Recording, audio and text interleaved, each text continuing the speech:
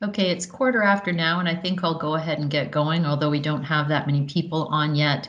You'll see from the agenda here that I have 64 updates to review. We have these meetings scheduled for once a quarter now. We originally were doing monthly, and then and they were an hour long, and then we moved to monthly and half an hour long, and then we polled the group and we moved the meetings to be quarterly and only a half an hour long. I don't think there's any way I can get through 64 updates in the half an hour. And so I'm just going to ask if people before they leave the meeting today can put in the chat whether or not they think we should keep them quarterly because everyone's so busy with COVID and and increase the length to an hour, or if we should move them back to being monthly or every other month. So we'll go with whatever the group wants. The idea is to get you out the information on all the things that are new and exciting in transit. I won't be able to get through all 64, but this presentation will be posted on the website like they always are, as will the recording. And what I'll do is I'll avoid ones that don't really impact the group in general. Okay, so this list that's going to paint here, I'm going to take it off the screen and I'm going to be using it myself so that I remember everything to present, but it will also be posted. So the whole presentation will be there and everyone will be able to see. So I'm going to go through each of the tabs and show the things that changed on the specific tabs. First of all, under org settings, we added a vendor search. So where this is helpful is any people writing test script content that weren't admins didn't have the ability to find out what we had called something. So if you're trying to figure out, because you have to name your products the way we've named them. So if you were trying to figure out, for example, what the tracking shell was called, you could put in tracking here, you could search for anything with tracking in it, and you would see all of the things that are built in transit that have tracking in them. And oh, it's this one here. So if it's this one, and I wanted to be able to cut and paste it into a spreadsheet that I was working on uploading into transit, I also have the ability to right click and copy here, and then it'll paste from my clipboard into the spreadsheet with the exact formatting that you need to get ready for upload. There was also a problem with searching services and sub-services. That's been corrected. Not sure that's that widely used. We also added something that isn't going to impact you yet, but will be great in the future. We added the ability to have customizable columns in issues. So in your issue forms, it's not rolled out now. We're still working on it in the background. And when we do roll that out, there'll be special training for the admins who will need to use it. From the interfaces page here, it used to be hard to find the transactions that you were looking for, and you can now right click and do a page size all and then search from here. So that was everything under org settings. Under users, there's a few changes as well. There is now the ability to change a user type without having to go into the record. You can double click and change the user's role type that way. You can also select roles from within the roles table without having to open the record. So those are two new things that changed. When you create a new record, we changed the default on the notifications tab to automatically default these two on, because obviously one of the main benefits of transit is the ability to get a hold of people during a round of testing or when you're executing a plan. So this automatically sets them on. Obviously, if you set on their texting and they don't fill in a phone number, it's not going to send them a text anyway. But the previous default was for them to be set off. And so we changed it so that it better facilitates what it is we're trying to do with that. From a security perspective, users used to be able to create a project, so we've taken that away. And so only admins can create projects, and the user and tester position also used to be able to create a test round, and we've taken that away. For the tester position, if you're assigned on as a tester, we've added reports, so they didn't used to be able to get to the reports, and now they can. And also a non-admin person could put any test script on hold during a test round. And that's now been returned to the functionality that we had in TransIT 4, where you had to be an admin user to do that. On the roles here, we've added a page size all there so that if you've built out more than 100 roles, it's much easier to navigate through here. And when you're doing the position coverage, so if you were going in and you wanted to update what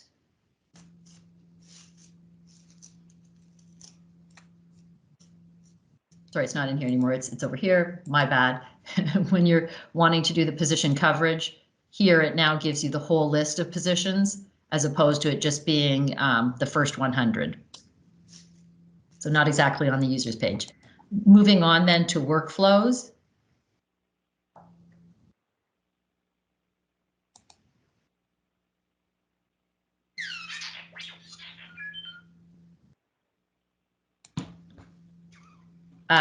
We fixed an issue in global that doesn't really impact the group that was causing some of our numbers to generate over 100,000. So if you noticed it, that's been cleaned up and none of the global workflows now have numbers greater than 100,000. In the workflow steps page, it used to be that the view inactives didn't work. This one doesn't have any, but you can now, if we go back there, if you inactivated this task and you go to view inactives, it's now there and you can now restore it from there. Gesundheit. We also changed it so that if you're inside a workflow, so if you're inside here and you use this create new task, it'll let you create the task here. And when you click save, it opens it in a new window. So you see I'm in a new window here. And so that facilitates getting back to the workflow instead of taking you out of your workflow. So after you add your steps into the task here, you're going to use Control W to close the window. It'll take you back here. And then when you refresh, your new task will show at the bottom of your workflow. Moving on to the scenarios tab. We fixed an issue that was preventing you from adding tasks or workflows or scenarios using the paste from clipboard if they had a single quote in it. So if you were inside a scenario and you were trying to add a task, so say one of the tasks here had in the description an apostrophe, so patient's name, for example, you wouldn't have been able to actually add that into your scenario. So we fixed that. So I'm not sure if people saw that when they were trying to upload scripts using the cut and paste functionality or the or just inserting a task in general, but it wouldn't work and you couldn't figure out why, and it was because of the apostrophe. Inside the script headers, we changed the script highlights. So this field is now a text area instead of a text box. And so it allows you to type much more in here. And what a lot of clients are doing is putting the major highlights for a day and then putting them in as a 1244. So as a comment type task at the beginning of the day, so that when people are working on updating the test script, they have easy access to go in and see, okay, what things are supposed to happen in this day of testing. When you're creating your scenarios, it used to be that the facility column here didn't populate automatically without you refreshing your cache or waiting for the cache to refresh. Now, as soon as you create a test script, I guess I won't do it like that. will take too long. So if when you create a test script and add a task to it, if that task has a facility to assign to it, as soon as you go back here, it'll refresh and show it to you. So if you add tasks for 4 different facilities, they'll all show as soon as they're added. One of the other things that we changed that was very minor was we changed one of the scenario header details was listed as home medication without an S on it, but all of the other ones that were related to medications had an S on it. So just for standardizations, we added the S, and then we went through the database and cleaned up any instances where they were used, so it shouldn't have had any impact to you at all. We did change so that when you go to inside a scenario and you want to add a task or a workflow, that it would automatically default in a facility here. We are planning to take that out and make it be blank. What we've done now is it's defaulting to the whatever facility is already in that scenario. So it defaulted to Cerner because this one was already Cerner. But there's a lot of clients who are using TransIT now for things outside of clinical testing. So, for example, one of the projects we're doing right now is a ServiceNow ITBM implementation, and so they don't want to have any facility in it. So I think what we're going to do is change this so that it defaults to nothing whatsoever. And so if anybody wants to put feedback into the chat, if you think that's a good idea or a bad idea, please go ahead and do so. But clients have asked us to remove that default, and we're planning to do it unless some of you have big objections to that. There is a build audit column that you see here. It was originally defaulting to a green check mark, which is why I think probably a lot of people don't know it exists. This audit tells you whether or not your script is missing positions, if you have days out of order, those things like that. It now defaults to blank. So see these ones down here are blank. And if you hover, it says build audit not run. To get the build audit to run, all you do is you right click and you say build audit, and it tells you it's going to run in the background. And then if you want to see if it's finished, you can click refresh. Now we didn't change anything, so it's not going to update. You can also do multiple at a time and run the build audit. And then again, it'll tell you that it's running in the background, and you just refresh. So you can see some of those I'd corrected already what was wrong, and so they turned to green check marks.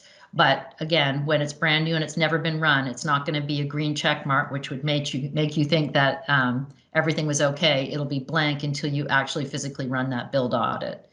And again, just so everyone knows, the build audit we recommend that you run anytime you're going into a round of testing to make sure that all of the steps have positions chosen for them. But it also, like I said, tells you things like when the script has days out of order. So if you've got your script that goes day 1, day 2, day 3, day 4, and all of a sudden it's got some steps for day 1 again, it'll also highlight those things. We added the ability to right click on the header here and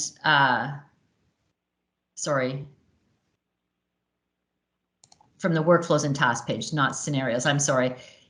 This number here in the front that shows you where the scenarios are used, we added a refresh of the workflow usage here so that when you add a workflow into a test script, it'll automatically update that number. If you don't, it'll update, I think it's like 5 minutes or 10 minutes or something like that. But if you've added something and it's not showing and you want to check, you can just do that refresh workflow usage. The view and active steps on the scenarios page wasn't working the same as it sort of wasn't working on workflows either. And so now, again, if you take this and you inactivate it, when you go and you right click to show inactive, it shows it to you there, and you can restore the one that you want to restore, and then view active tasks again.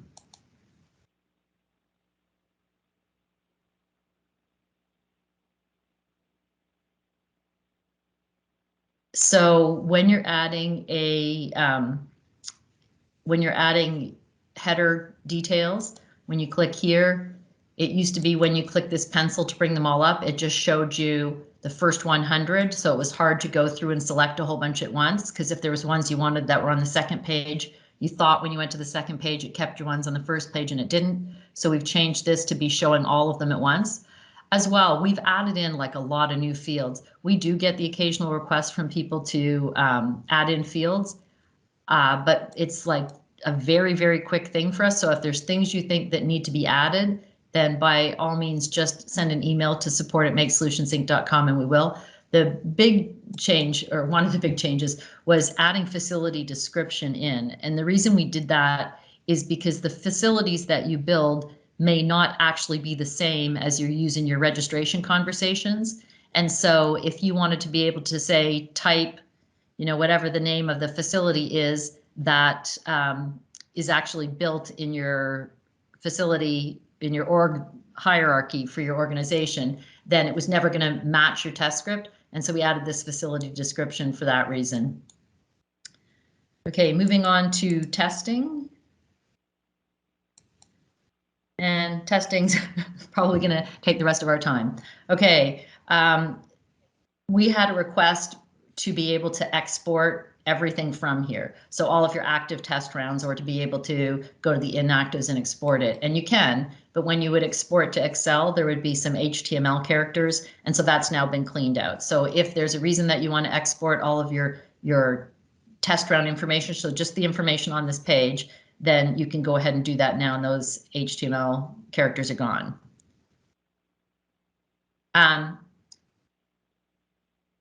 From a position, from inside a test script, the position icon here, it used to say that, like, it says different things at different times, but now basically if you go in and you check your positions here and you click save, when you turn this on, it should save it to be your positions. And because I had no test scripts added and only had 4 positions, I have nothing to do today because I'm all done. Did everyone understand that? So now, like, it used to say a whole bunch of different things here. Now this always toggles on and toggles off. Well, apparently it only toggles on, and to remove it, you right click and remove it.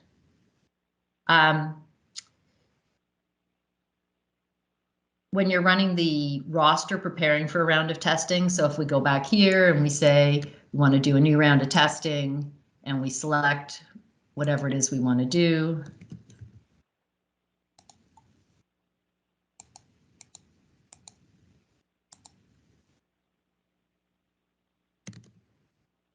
Once we get our test round created, there's the 3-step process now to go in, and first of all, you're going to run your roster, and after you run your roster, you're going to make sure all the roles are assigned, and then you're going to go in here again, and you're going to run your test planning report. But they were all, you typically do them one after another. So now it opens in a new window so that once you finish with your roster and close this window, you're back to where you were, and you can just carry on and run your test planning report from there. And then, of course, send out your invites from there as well. We had a request for the notes page. So a request came to add an ID number here. One of the sites likes to export their notes, and they wanted to have an ID to track which one it was, so that if they have it in Excel and are sorting it, that they had a common understanding of which row they were talking about. So that's been added as well.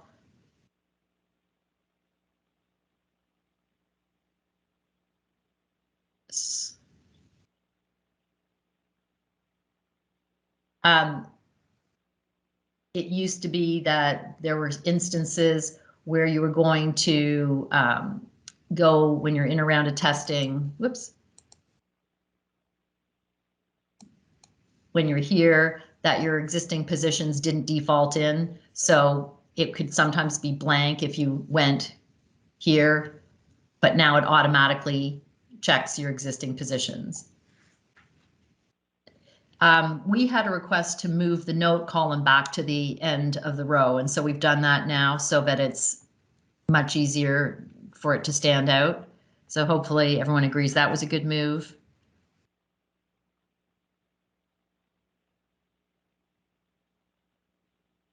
when you're in a test report and you right click and say you want to open the scenario, it now brings the row you're working on right to the top of your screen. So it's a filtered list as opposed to the whole list and you having to figure out where it was you wanted to get to. We added the interface testing icon back into all the places it was. So originally you could get to the interface testing icon from here. You could get to it from here. You could get to it from any of these icons, but it had been removed. So it's been added back. So anytime that these 5 icons are there, they're always there. So it's not going to be 4 icons sometimes and 3 other times. So those are standard, those 5 icons now.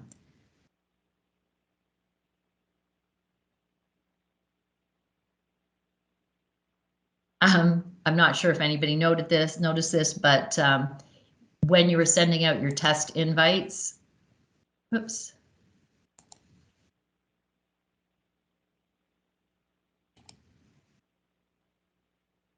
That one probably doesn't have any. Sorry, when you're sending out your test invites, the dates here were expressed in Greenwich Mean Time. They're now expressed in your local time. There were also times when you were here that it would not allow you to remove any of these that say start, you should be able to remove the test script, but there were some instances where it wouldn't let you do it. So I think you all know that if a test script has been started and you do need to remove it from the dashboard for some reason, you have to reset all the steps. So now there were some cases where it still wouldn't let you remove it, and now it will.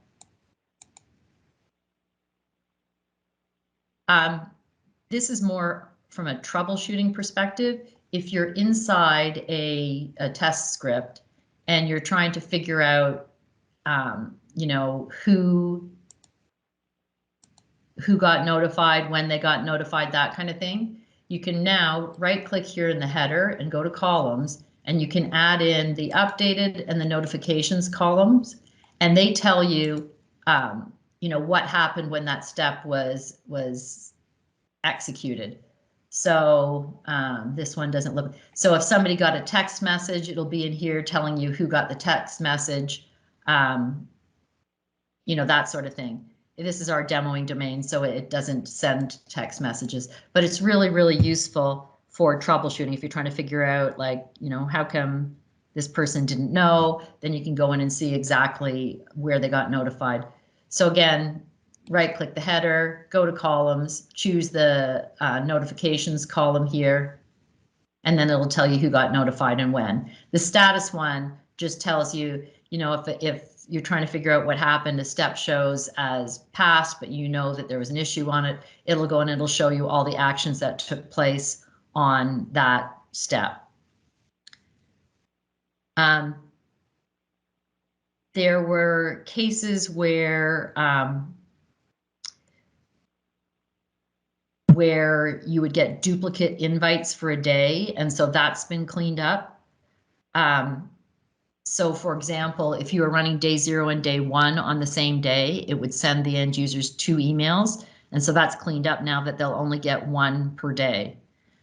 You used to be able to go to an old round of testing that was before TransIT 4, and it would have the old roster icon here. So the roster has been completely deprecated, so we've removed that icon so that it doesn't go anywhere now. Inside the roster, we've added a page size all to make it easier to navigate in here as well. So again, right click page size all, and it'll show you everything at once. And I think maybe I had this twice because I think I mentioned it already. When you're setting up oh no, it was, yeah. So when you're setting up a new test round, it also has the page size all here. So everything's going to show in here, the same as the scenario details. All of your scenarios will show here, and you can filter however you want. But it was the same thing. This was a 1 to 100. So if you had hundreds of test scripts out there, it was very hard to go through and select them, whereas now it's much easier. And so that's everything on testing. With regards to issues, we had several requests to update this funnel icon. So the way the funnel icon works is you go in and you say what issues you want to see. So you can choose what statuses they are, and you can choose multiple.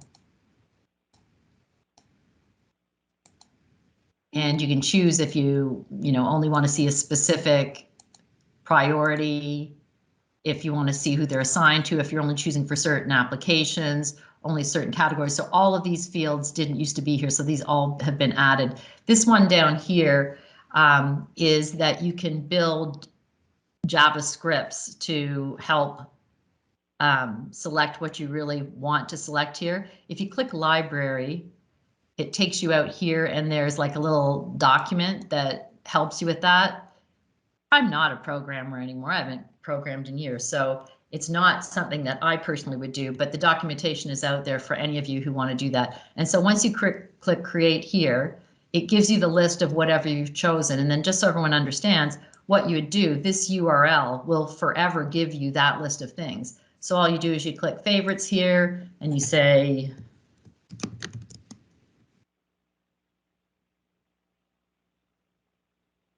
and you just save it as your favorites, and then you go and access it here whenever you want to use it, and it'll bring up that same list. So that's what that funnel icon is for, and it's now got more functionality because there's more things you can choose. Plus, it's got that scripting library, and I think there might be examples in that scripting library as well. I know there's a few clients who are using that already. When you open a new issue, it now defaults your name into the reported by. You can always go and choose someone else if you're logging it on behalf of somebody else, but at least now it's going to default to you. And a lot of requests for this.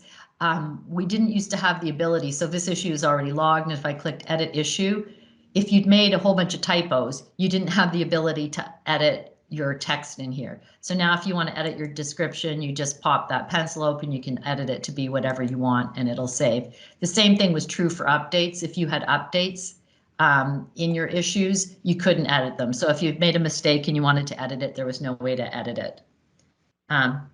Moving on to plans.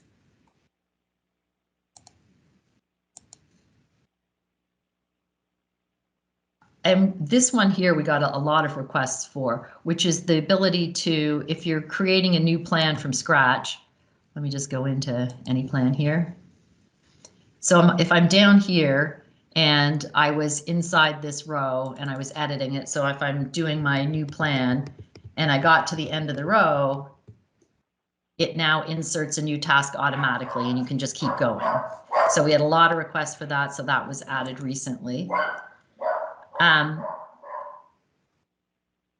not sure if anyone out there is aware of our custom columns functionality. Let me see if I've got a good.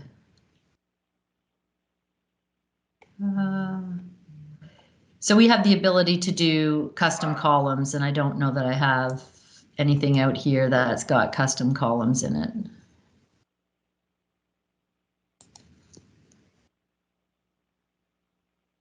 So if I wanted to add a custom column here, I right click and I do columns. Nope, change column, custom columns.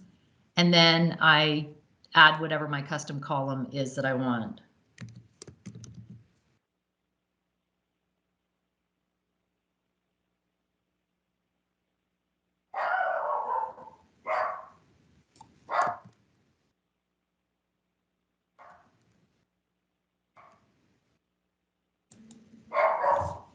And so then if I go back to my, whoops, apparently you can't control W on that one.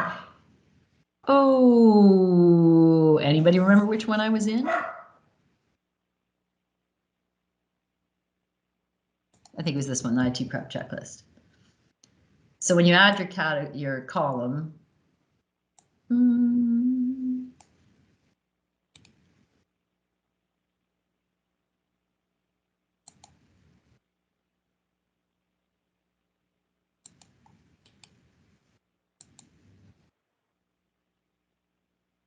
I didn't give it a display sequence.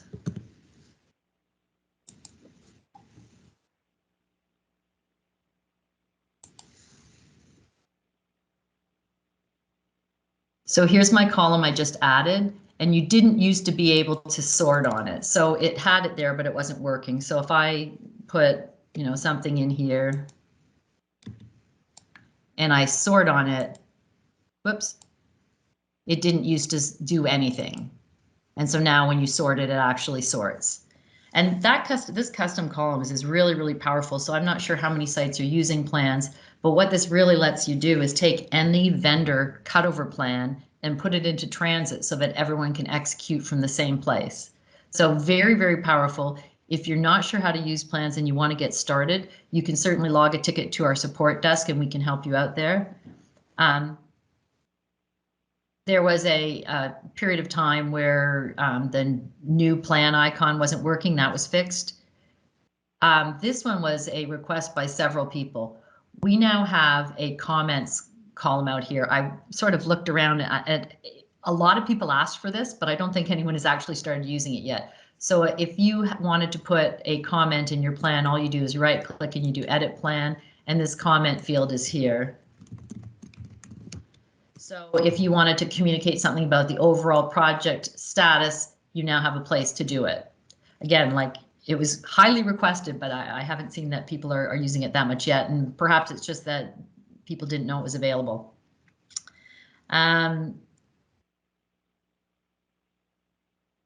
The link here to the issue was fixed. It wasn't working at one point, and so now you can get to the issue directly from those links. Again,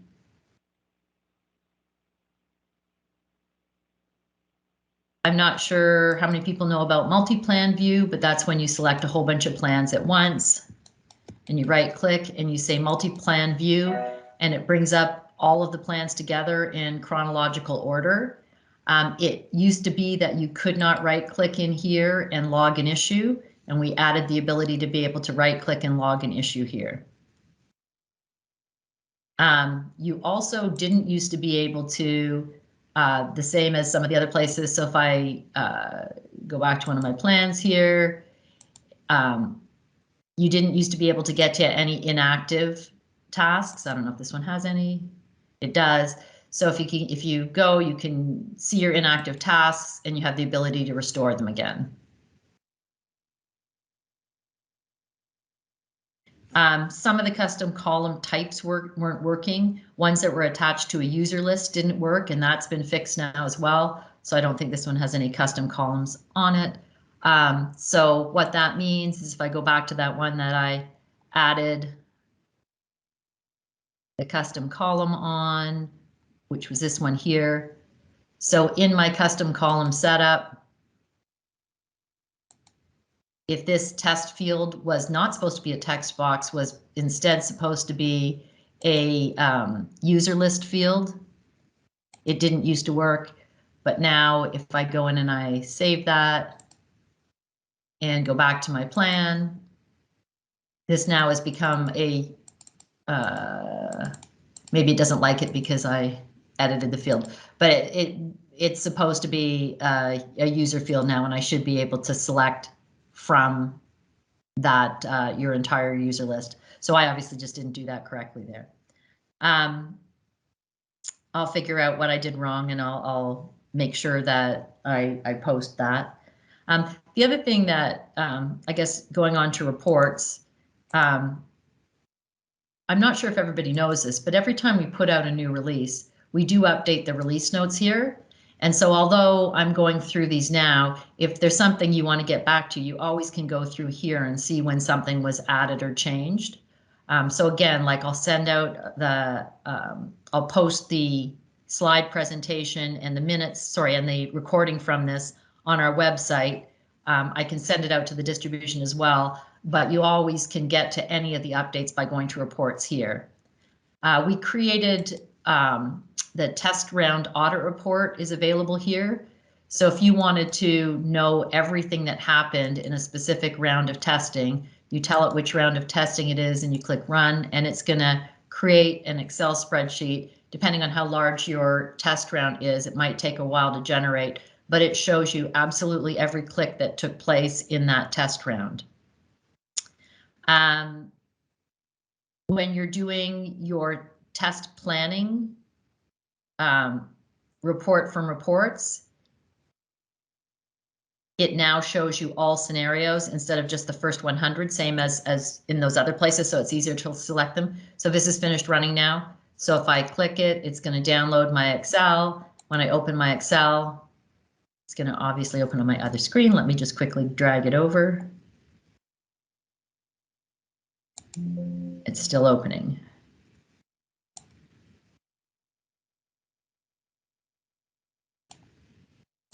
Okay, so it tells you everything that happened on it. So if something is passed and then reset, it will say each of the steps. It doesn't look like, it looks like this one is mostly just passed, but this is letting you know, if somebody for auditing purpose wants to know who did one on a test script, this has 100% of that detail in it.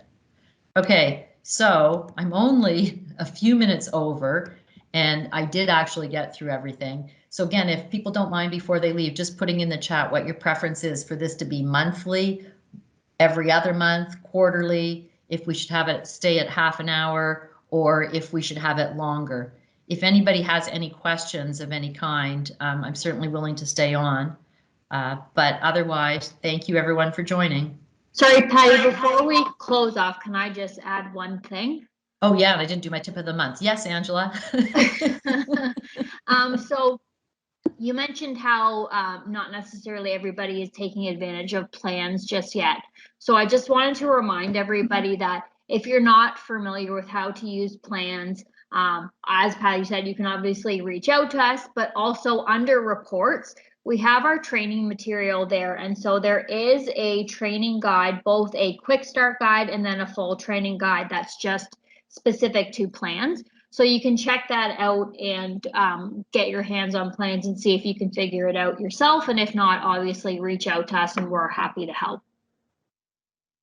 Okay, and then Angela, also, do you want to present your tip of the month or your tip of the quarter, I guess it is now? Or do you want, so do you want me to, you go?